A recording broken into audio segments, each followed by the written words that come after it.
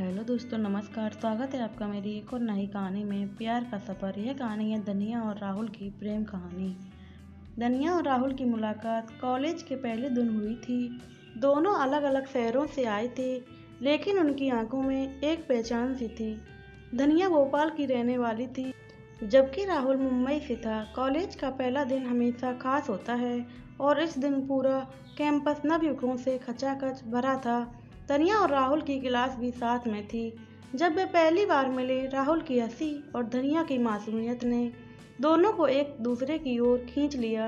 पहले कुछ हफ्ते केवल पढ़ाई, पेशेवर बातें और सामान्य दोस्तों की तरह गुजरे, लेकिन धीरे धीरे उनके बीच की दीवारें गिरने लगीं। कॉलेज के प्रोजेक्ट्स में काम करते हुए वे दोनों अक्सर लाइब्रेरी में एक दूसरे से मिलते।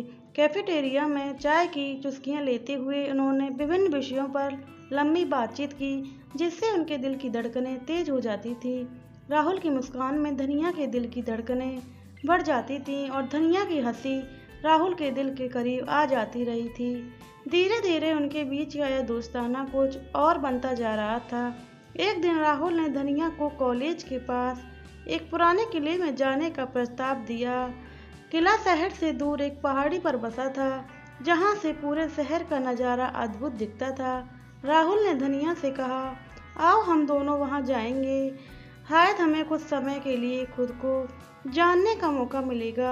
धनिया ने मुस्कुराते हुए हामी भर दी।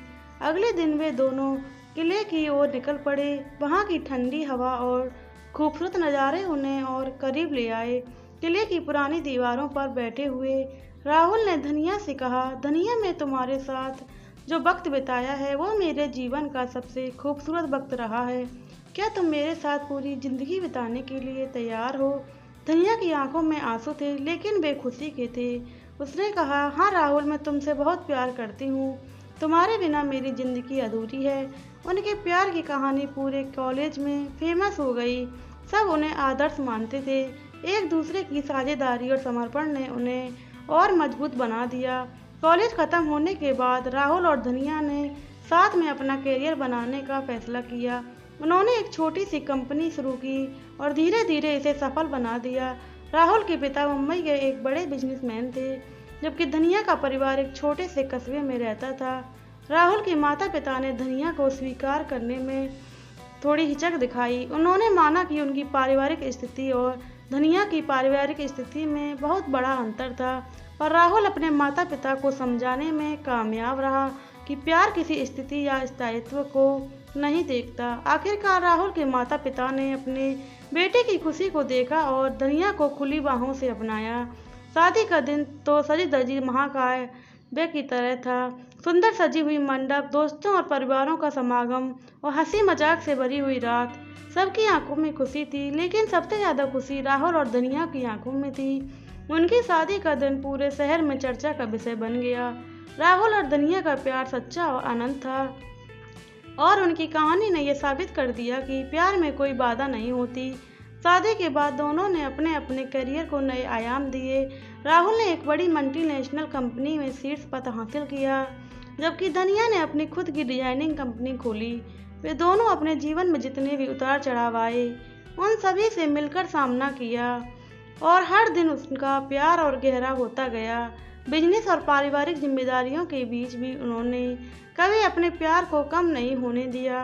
राहुल जब ऑफिस से थके हुए घर आते थे, तो धनिया उनके लिए हमेशा ताजगी भरी चाय लेकर हाजिर रहती थी, और धनिया की कंपनी में जब कभी भी कोई नई डिजाइन बनती थी, वह सबसे पहला प्रोडक्ट राहुल को ही भेंट करती थी।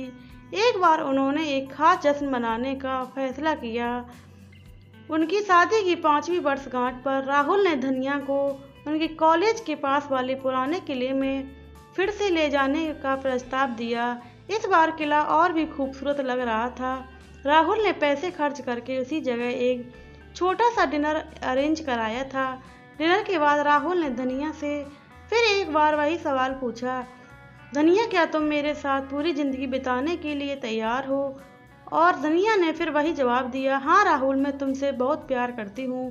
उनकी कहानी सिर्फ एक रोमांटिक कहानी नहीं थी, बल्कि एक प्रेरणादायक यात्रा थी, जिसमें सच्चे प्यार और समर्पण की शक्ति को दिखाया गया है।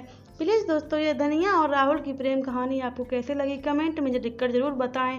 वीडियो अच्छी लगी हो तो चैनल को सब्सक्राइब करें, वीडियो को लाइक करें और शेयर करना ना भूलें। मिलते हैं आपको आगे आने वाली वीडियो में। जय श्री राम, राधे राधे, जय श्री कृष्णा।